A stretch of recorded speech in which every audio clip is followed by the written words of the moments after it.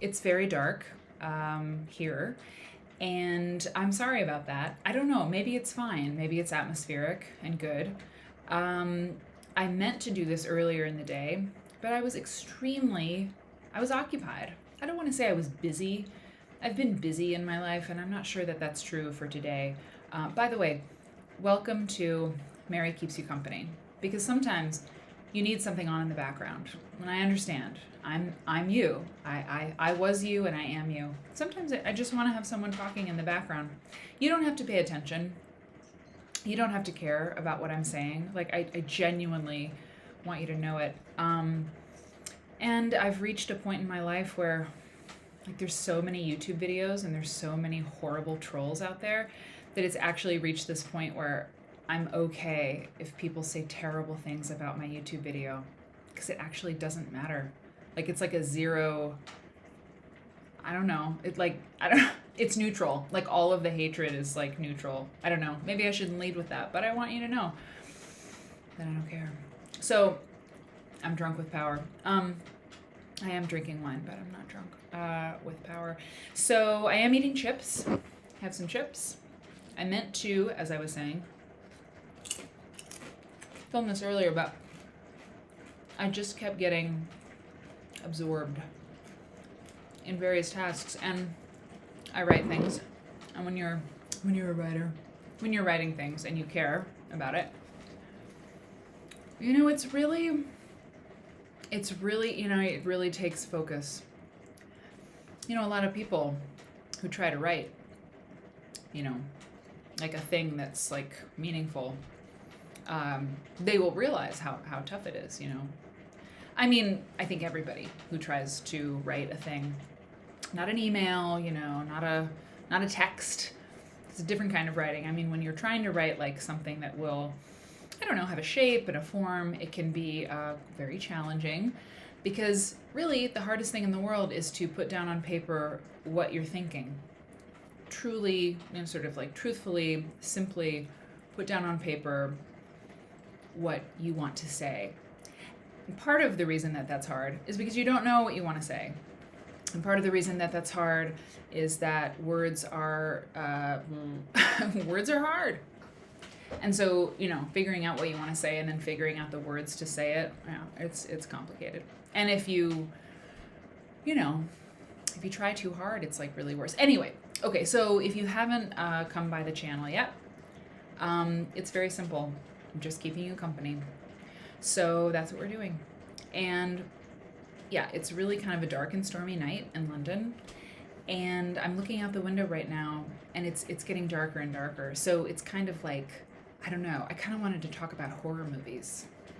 I was hoping that my husband would join me for this episode, but I think it could be a two-parter. This might be a two-parter because last night we were talking about horror movies and he has so much good stuff to say about that topic, you know, on that topic. And I feel like I want to talk about it because it is this dark and stormy night and I'm wearing my blanket dress. No, just kidding. It's just a blanket, but it seems right for this moment. Yeah, I don't know. Like we were talking about horror movies. Why were we talking about it? Hey, Eric. Yeah.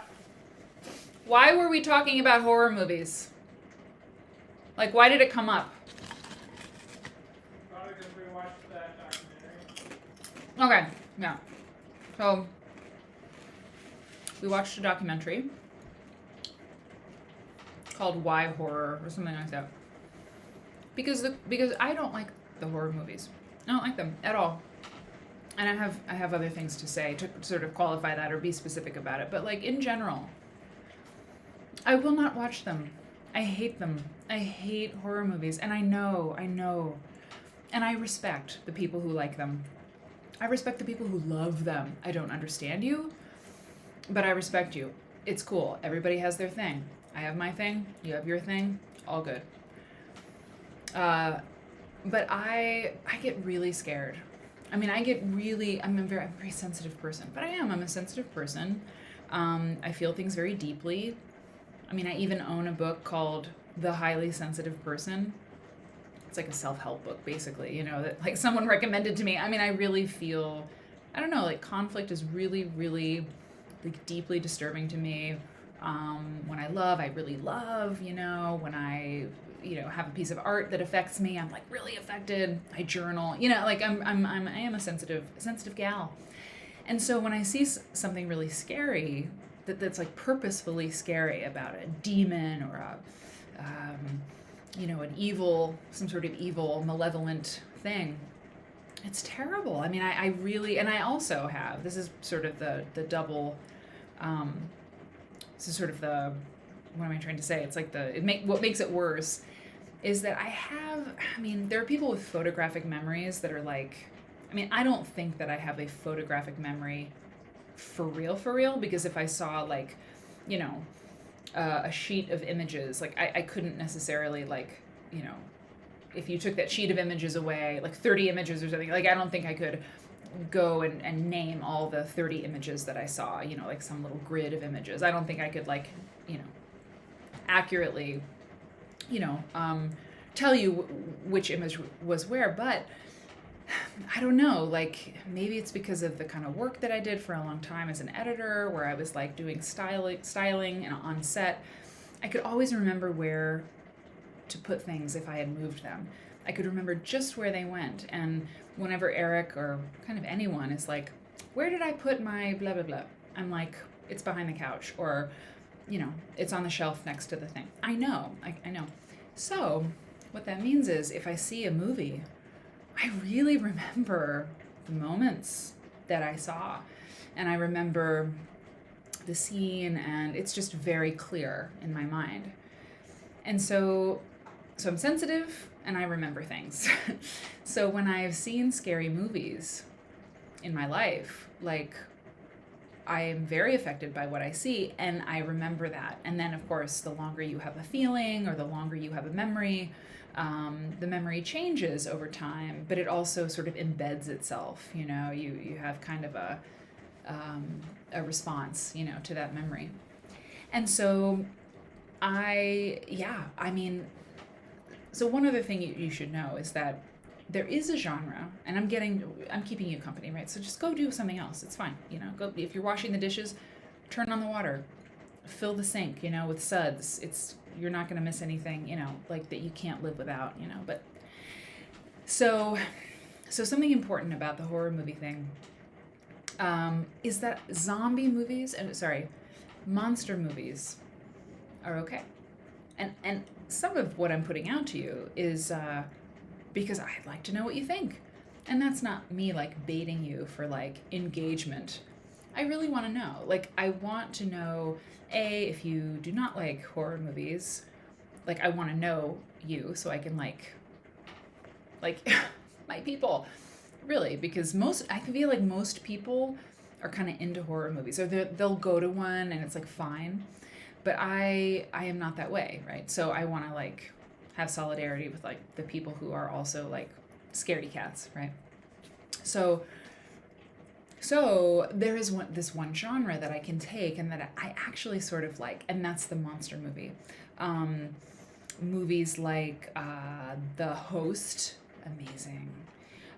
Movies like actually zombie movies.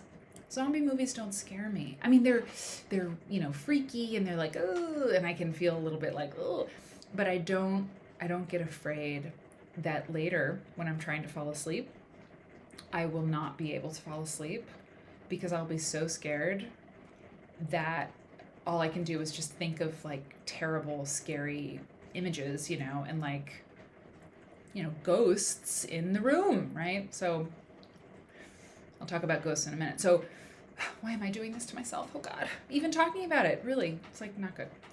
But it's a dark and stormy night. So zombie movies, monster films, anything where there's like kind of it almost seems campy to me, or just sort of silly. If there's like a creature with like, like a gash in his neck, and like, I'm like, it's an actor. They have makeup on. And I just really don't think that could happen. Like, I don't think that a person, like a corpse, could come back and want to eat my brain. It's too much of a trope at this point for me to be really afraid of it. And I mean, forget Godzilla and Mothra. I mean, that's like a whole. I don't even see that as horror. That's just like, I don't know. That's something else. But like The Descent. I saw The Descent and I was like, that's weird. I think I was even like, I don't know, shopping online or something while I was watching it. I mean, I was really okay watching The Descent. And if you've seen that film, like that's pretty creepy. These girls go down into a, the catacombs or something, a cave, this warren of caves, and these terrible monsters are like stalking them and hunting them. It's horrible, but I wasn't afraid of it. But last night, Eric and I were watching this documentary about like why horror, because Eric has a subscription to Shudder, Shudder, Shudder, and it's a whole channel. I need a chip. It's a whole channel for horror films.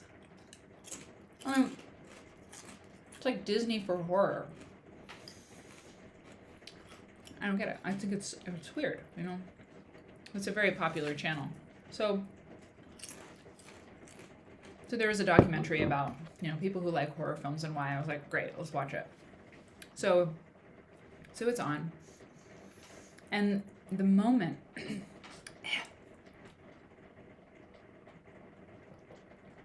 they started talking about Japanese horror films, many of which feature a malevolent ghost. Many times, this malevolent ghost is a female, a wrathful, furious, malevolent, cruel, terrifying soul who has not, who's seeking vengeance. Why would I be scared of that? I think it's just terrifying. I think it's so frightening because, and I've thought about this a lot, like obviously, I think it's potentially because it's possible. I think that it's like, it's of course it's possible. Ghosts are totally possible. The amount that we know about existence and like the multiverse and like, what it means to be a human and like the amount of, knowledge that we have about what's going on around us that we just can't see right now. The amount that we know is this much. Maybe not even this much. It's like less than that much.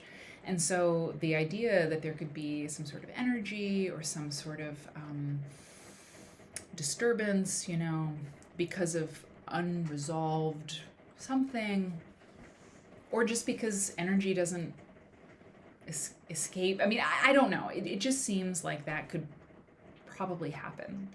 And I don't really want to be around while there's like malevolent, vengeful energy bouncing around. I mean, I don't know. And like, why would a vengeful, like, I'm getting scared. Why would like a vengeful ghost like take it out on me? Like, sure, of course not. I guess, but what if I did something unknowingly? Anyway, this is the point, is that my imagination goes crazy. It's silly, it doesn't make sense, I'm making things up. But when your brain says you're afraid, you're afraid, And some people really like that. And those are the people who like horror movies. But I'm not one of those people.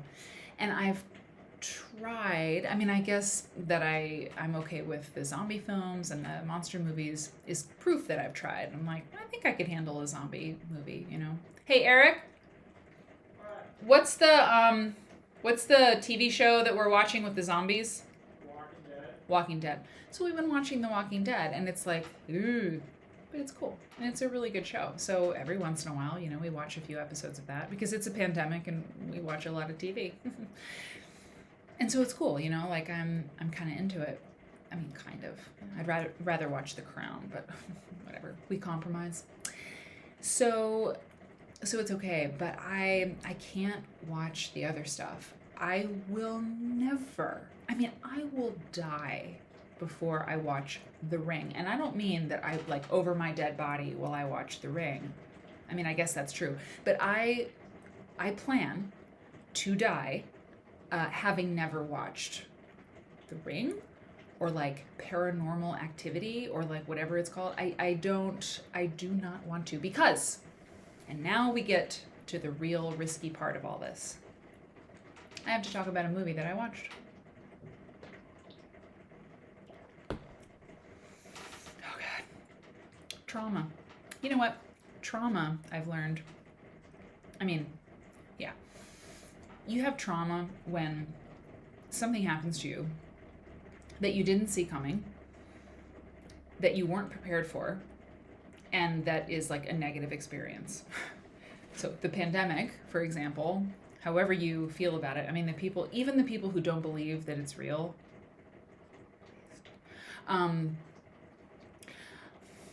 even the people who don't sort of trust the experts, which I know can be really hard.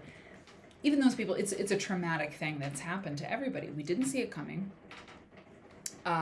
We weren't prepared for it, and it was like really difficult. No matter what you think about it, we've all been through a lot. So it's a traumatic thing. And like, I think about taking off my mask and going into a restaurant and like eating inside, and I'm like, because I'm not trying to be a snowflake here, but I'm traumatized. I mean, it's been a crazy year and a half, and I don't want to catch that shit. So it's kind of scary to like face that fear and go into a restaurant, for example, and have dinner.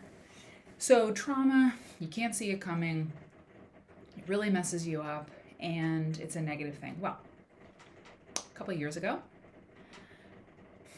I was on a plane. When was it? I think it was the first time Eric and I came to London, back when things were innocent and nice, back in like 2018. Anyway, so we were here, and we were flying home. Oh God, I have to tell this story. It's dark and stormy night, right? So we're going home on the plane, and there's movies to watch and enjoy. And I chose Us, the Jordan Peele film, I think it's his second major film. He may have done other films, but after Get Out, which I actually haven't seen. I know, crazy, but I was like, I don't know. Seems a little bit too horror for me. I was in grad school. I was really busy, and I just didn't see it. Everyone was talking about it. I was like, I feel like I've seen it. Anyway, Jordan Peele's second movie is called Us, and I was like, yeah, he's an auteur at this point. And I don't like to go to movies that much. Now I would see anything in the theater, like anything, just to go sit in a movie theater and watch a film. But most of the time I'm like, a lot of movies are like not that great. So I go to see like, the auteurs. And I don't mean to be a snob, but come on, like I'm not going to miss a Spike Lee film, Scorsese, Tarantino. God, let me find some women here to say. Laura, the one who did Citizen4 documentary. And anyway, I'm forgetting somebody. So Jordan Peele is like, he's like the Hitchcock of our time. And so I'm like, okay, cool. I'll watch Us. And I don't know if you've seen that movie, but if you're a scaredy cat, do not see that movie.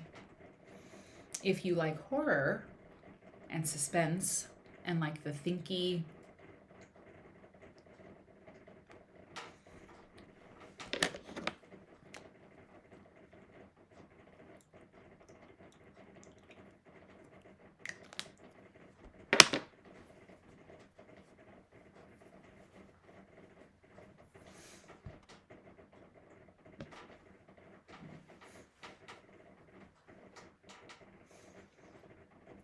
and like the thinky horror, layered, complex storyline horror, you'll love it. Okay. Me? No. So that movie traumatized me. And I am not ashamed to say it. I will own it. It was so scary that I think at some point, like in the film, I didn't, this isn't true, but it's sort of true. I was like, and remember, I'm on an airplane. And if you've ever been on transatlantic flight, I mean, it's a long flight. You're there for flying back from the UK to the States, to Chicago. It's like, 9 hours, give or take a little. And so you're in your seat and you are all messed up with the time change. You're like, what time is it? You got on the plane at 9 a.m., but now it's like midnight. Anyway. So, and you're on a plane and you're watching this little screen. And so I was like, like watching that movie with headphones, in my own little bubble of like terror. And so many of the scenes were just scary to me, like, ugh. And I watched the whole thing, surprisingly, amazingly. And it stayed with me, that whole film. I mean, I don't know, like, should I spoil it? Like, I don't even know where to begin to spoil it.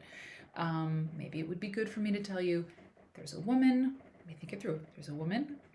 She was traumatized in her past.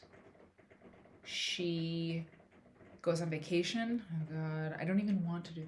She goes on vacation with her. Oh, I can't. I could tell you what happens in the movie, but I don't want to think about it. Okay. So it was so scary to me that I have no shame in telling you. I see like a psychologist. Like, of course, like I'm trying to like live a good life, and like I don't have all the tools I need in life to like, do things in a way that does not suck sometimes. And so, I go and get those tools. Like I go get my teeth cleaned. Yeah. I go and like, get my like mental teeth cleaned. That sounds like I'm doing like shock therapy. I'm not. Not that there's anything wrong with it. My point is, I was so scared by this movie, I couldn't go down into the basement of my building to do laundry. Granted, the basement of the building where Eric and I live in Chicago is terrifying.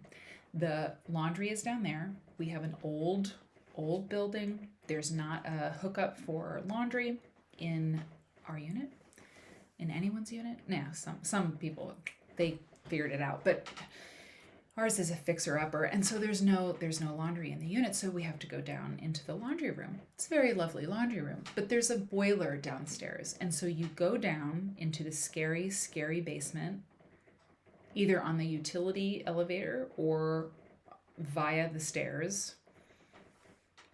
You open the heavy, heavy door, and you go into the corridor, and the boiler is like, raw, and it's just always like, raw.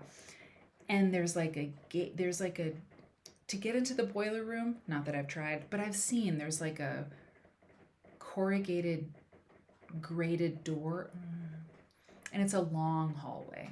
And anyone who's seen the movie, you know why I'm scared. Okay, yeah, you know why. So I'm like, I tried to go down there and do laundry. I couldn't do it. I was like, no, because I was afraid of the main character in the film. Her name is Red. And she's really scary. And she's played by this gorgeous actress, Nupita. I don't know how to say her last name. Nupita is this true, I mean, I would say it, but I don't want to butcher it, right? It starts with an L. I'm not going to say it because I'm going to sound like a dummy. But it's Nupita, okay? And she's gorgeous and brilliant actor. And so I know that. And it's like, I should know better because she's this, like, fucking superstar. But it didn't matter. The character is really scary. And every time I would go down into the basement, I was like, this is happening. Like, I'm in the movie and it's happening and I'm scared. So I told my awesome counselor, I'm like, I this is a problem. I can't do laundry. It's nice because Eric had to do laundry, but it's, I don't want to be scared to be alive. So she gave me some tools. That's for another conversation. Anyway, it's a problem. I can't watch horror movies because that's the level of like afraid that I get. So I mean, that's the story, right? I just wanted to tell you, like, I can't see horror movies and I wish I could, but I don't know that it'll ever change. Oh, and there was a podcast. It was short-lived. I mean, I should probably send this I should tweet. I don't tweet, but I could tweet, a link to this video to the guys who made that podcast. I think, hey, Eric, Yeah. who were the guys who made the Scaredy Cat podcast? Were they Reply All? I think they're like the Gimlet Media guys. Yeah, Gimlet Media. Yo, what's up? So Gimlet Media did a podcast called the Scaredy Cat Podcast, something, and it was awesome. It was brief. It was like 6 episodes. I could have listened to many more, gentlemen, because I was JT, one of the two guys loved horror movies, and the other guy did not. And I connected, man. I connected with you because the guy who liked horror was basically trying to get the other guy to watch horror movies and enjoy it and understand. And because the podcast was short-lived, like, I don't know, the ultimate result. I think 6 episodes, they sort of left it, sort of. I don't think it was resolved. I don't think the fella who didn't like horror movies was converted, and I don't know that the guy who didn't like horror movies ever understood the person who was like, no thanks. But I just want to let you know, and I almost wrote you a letter. I mean, I like to write letters to people that I admire, or people that I want them to know that I'm out there and I think they're great. I really do it often. And I hadn't written them a letter, so maybe I will. An email and include this link, but I just wanted to let that person know that I get it. And there are those of us out here who just can't deal with it. And on the podcast, like, they would have him watch a scary movie, like he watched The Exorcist. How is that fair? How's that? So he watched The Exorcist and responded to, like, yeah, like, some of it was really silly and I wasn't scared, but then sometimes he would be like, yeah, I was really scared. So I felt it was almost like unethical, and I'm not afraid to say it. For true scaredy cats like us, like, having us do an experiment is like, I don't know. I don't think it's so great. Okay. Can't watch scary movies. The sun has still not gone totally away, which is interesting. It's nice. It's a gift. And because I'm just keeping you company, I can just eat chips. What are you doing right now? You good? You okay? I don't know if you like scary movies. I can't talk to you right now. No. Maybe a great scary movie. Honey, are you sitting in the dark talking about scary movies? Eric has just asked me if I'm sitting in the dark talking about scary movies, and my answer is that yes, I'm sitting in the dark, talking into the void about scary movies and eating chips.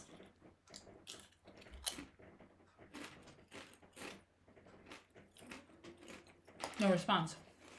Okay, I think it's time to answer a question, and then that's it.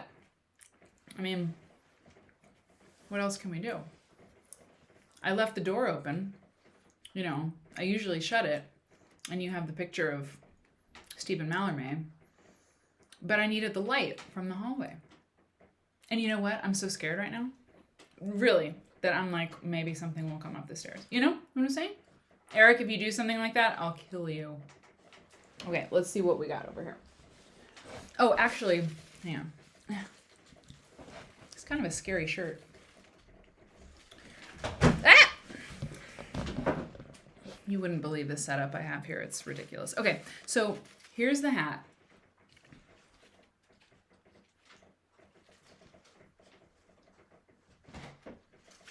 Ugh.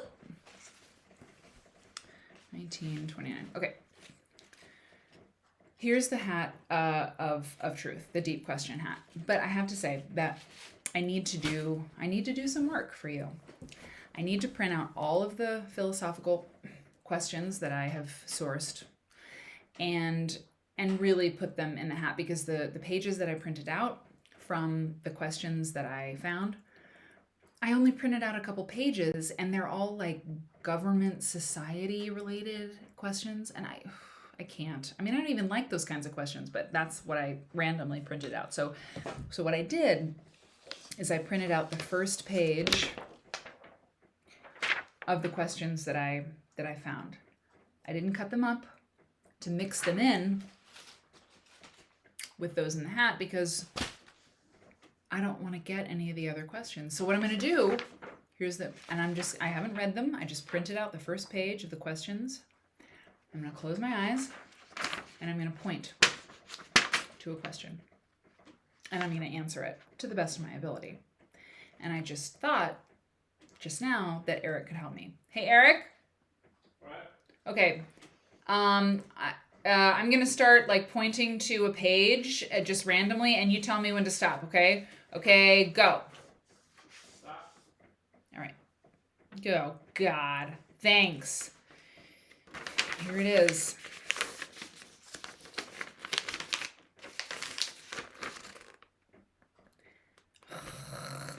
Haven't we done enough? Okay. Does fate exist? If so, do we have free will?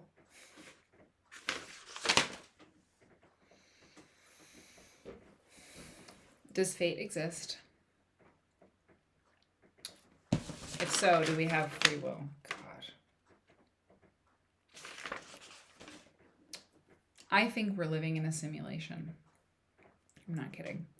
I really do believe that. I think that it's the chances that we are, I mean, if you've not heard about this, you're going to be like, wow, no wonder she's scared of scary movies. Like, she's got a screw loose. But if you Google simulation theory, you shall find that this is a thing that some people believe, or some people have, they've put forth, that like technology, essentially, like technology is moving so quickly, is advancing so quickly. We're sort of, swept away at this point by advances in technology of all kinds, computer technology specifically or especially. And the simulation theory basically is that that we might just be a video game that someone in the future is playing. That we're like The Sims, that we are being, our lives are like, we're like video game characters. It's crazy, except when you look at like how the curve of like innovation and technology and computing has gone like nothing. That I don't know. I like that theory. I think it's interesting, and it's a very, very curious sort of thought experiment. It's a very interesting thing to think about because, in ancient Greece there were the gods, and the gods played with the people on, on Earth. The gods in Mount Olympus would sort of have their fun with the mortals.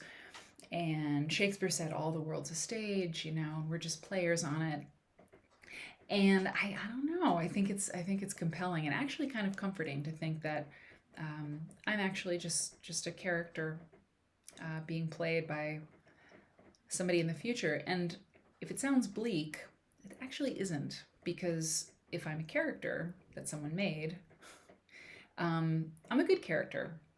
It's okay. Like, I kind of like my character. Are you saying you believe in creationism? Ooh.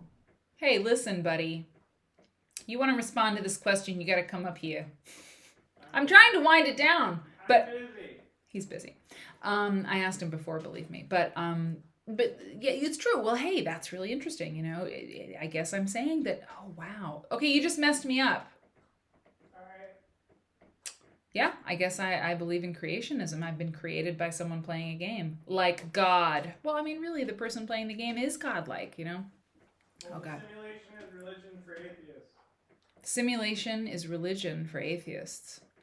I used to identify as an atheist, but then I was like, you know what? We don't know enough to not believe in God. I mean, oh, God. Okay, well, we've got a long time, friends, to talk about all of this. And if I want to keep you company, why share all of the thoughts right now? Although it's true, Eric, I could just make like each video could be like 17 hours long.